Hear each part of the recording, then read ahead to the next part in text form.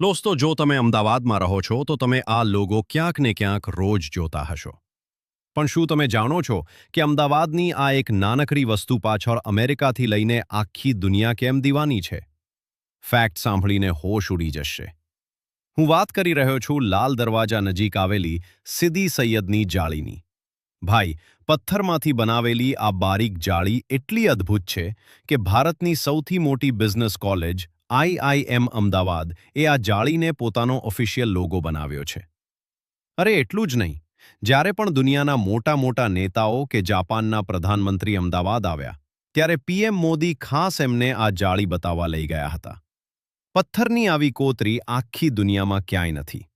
ભાઈ, આપણા અમદાવાદની આ વૈશ્વિક ધરોહર માટે એક લાઇક તો બને જ.